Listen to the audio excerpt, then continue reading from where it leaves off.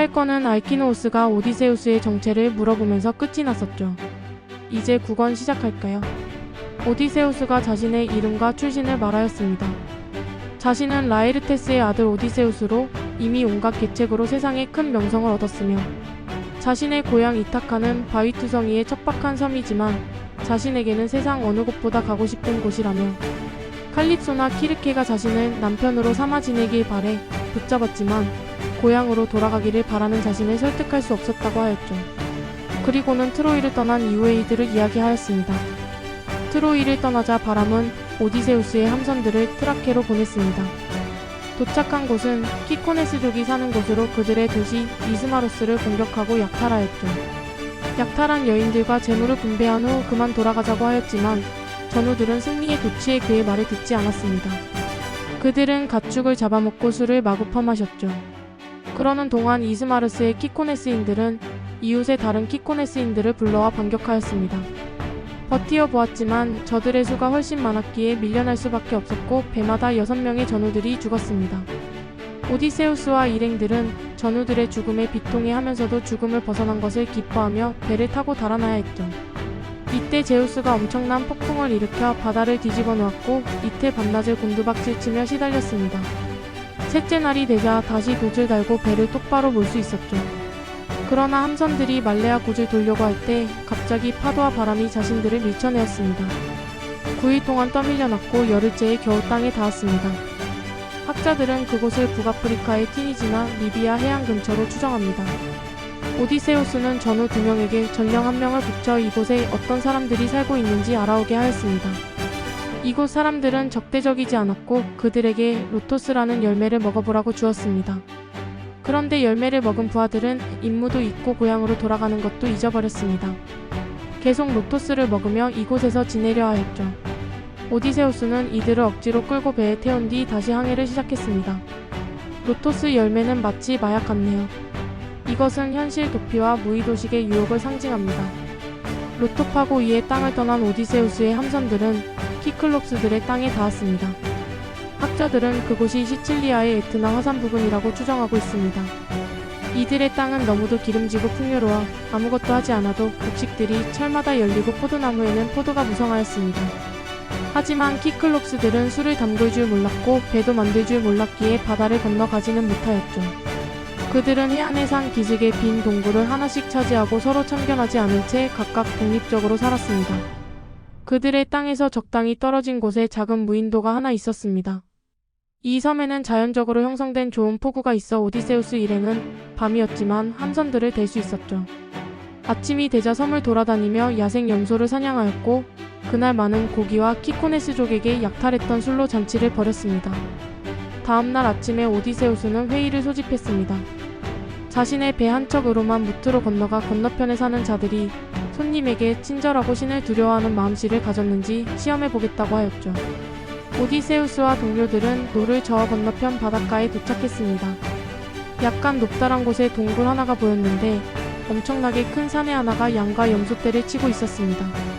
오디세우스는 다른 전우들은 배를 지키며 머물게 하고 12명의 전우를 뽑아 동굴로 갔습니다. 오디세우스는 염소 가죽자루 하나를 지참하였습니다. 키코네스족의 도시 이스마로스를 약탈했을 때 마론이라는 사람과 그의 가족들을 약탈해서 보호해 주었는데 그가 아폴론의 사제였기 때문이었죠. 마론은 대가로 황금 7탈란톤과 은으로 된 희성용 동이 그리고 물타지 않은 포도주가 든 항아리 12개를 주었습니다.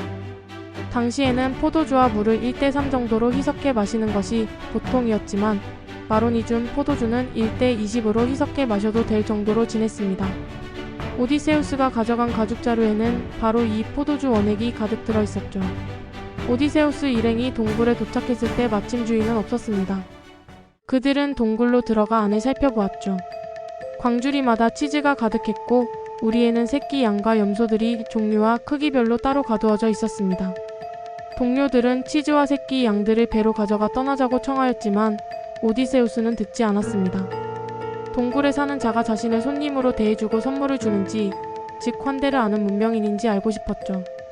얼마 후 그 자가 엄청난 무게의 장작을 가지고 돌아왔습니다. 그것들을 동굴 안에 내던지자 쿵 하는 소리가 났고 오디세우스 일행들은 겁을 먹고 동굴 구석으로 달아났습니다. 그자는 가축들을 동굴 안으로 몰아넣었고 엄청나게 크고 무거운 돌덩이로 동굴 입구를 막았습니다.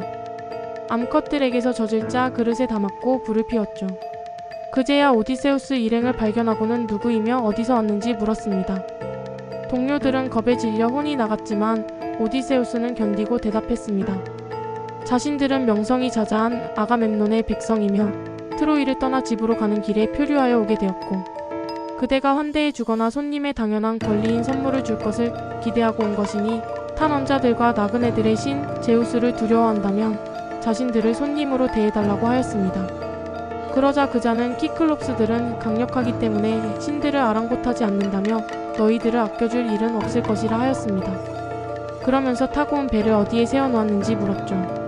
오디세우스는 그자의 의도를 눈치채 배는 암초에 부서졌고 자신들만 겨우 파멸에서 벗어났다고 거짓말로 대답하였습니다. 그자는 아무 말 없이 벌떡 일어서고는 손을 내밀어 동료 2명을 잡았습니다.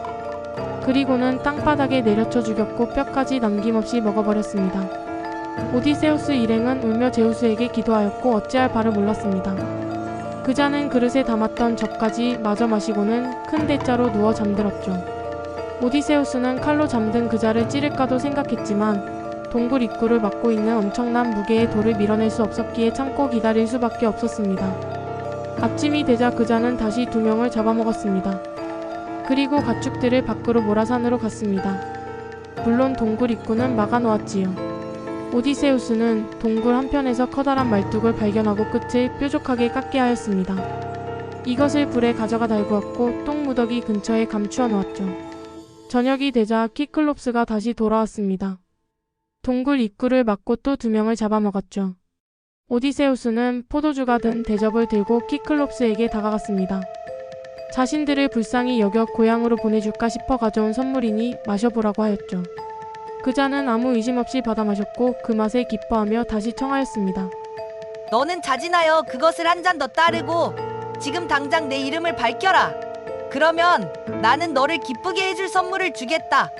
오디세우스는 포도주를 몇 번이나 따라주었고 그자는 계속 받아 마셨죠. 그자가 어느 정도 취하는 것 같자 오디세우스가 말하였습니다. 키클롭스, 그대는 내 유명한 이름을 물었던가요? 그대에게 내 이름을 말할 테니 그대는 약속대로 내게 접대 선물을 주시오. 내 이름은 아무도 아니요. 사람들은 나를 아무도 아니라고 부르지요. 어머니도 아버지도 그리고 다른 전우도 모두. 그러자 그자는 이렇게 대답했습니다. 나는 전우들 중에서 맨 나중에 아무도 아니를 먹고 다른 자들을 먼저 먹겠다. 이것이 내가 너에게 줄 접대 선물이다. 그는 이렇게 말하고 술에 취해 토한 뒤 자빠져 잠들었습니다. 오디세우스는 말뚝을 잿더미에 집어넣어 달구었고 동료들과 함께 꺼내들어 그자의 눈에다가 밀어넣고 휘저었습니다. 그자의 눈에서 피가 흘렀고 안구가 불타며 씩씩거렸죠. 그자는 끔찍한 비명을 질렀고 말뚝을 뽑아 내던졌습니다. 그리고 괴로워하며 주위의 동굴에 사는 키클롭스들을 큰 소리로 불렀습니다. 키클롭스들이 몰려와 무엇 때문에 밤에 고함을 질러대는지 누가 그대를 해치려 하는지를 물었습니다. 오! 친구들이여! 힘이 아니야! 꾀로 날 죽이려는 자는 아무도 아니여! 아무도 아니라는 폴리페모스의 말에 다른 키클롭스들은 그대의 아버지 포세이돈에게 기도나 하라며 되돌아갔습니다. 폴리페모스는 동굴 입구에서 돌덩이를 치우고 2 팔을 벌리고 앉았습니다.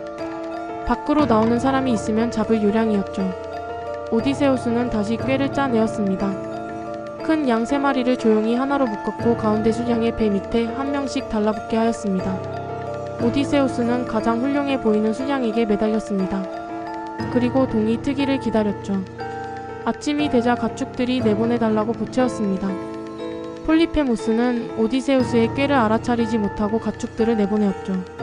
마지막으로 오디세우스가 매달린 양이 입구로 나가자 폴리페모스가 양을 붙잡아 쓰다듬었습니다. 평소 맨 먼저 달려나오던 녀석이 마지막으로 나온 것을 두고 자신을 위해 슬퍼하는 것으로 여기며 바깥으로 나가게 해주었죠. 죽음에서 벗어난 오디세우스 일행들은 그자의 가축들을 몰아 배로 갔습니다. 그리고 노를 저어 바다로 향했죠. 어느 정도 무태서 멀어지자 오디세우스가 소리쳤습니다. 손님을 잡아먹는 악행에 신들이 벌을 내린 것이라며 그자를 조롱하였죠. 그러자 폴리페모스가 큰 바위 하나를 뜯어내 소리나는 곳으로 내던졌습니다. 바위는 배에 조금 못 미쳐 떨어졌지만 바닷물을 뒤집어 당겼고 배는 무트로 가려고 하였습니다. 오디세우스는 긴 장대로 배를 밀어내며 전우들을 격려해 열심히 노를 젓게 하였습니다.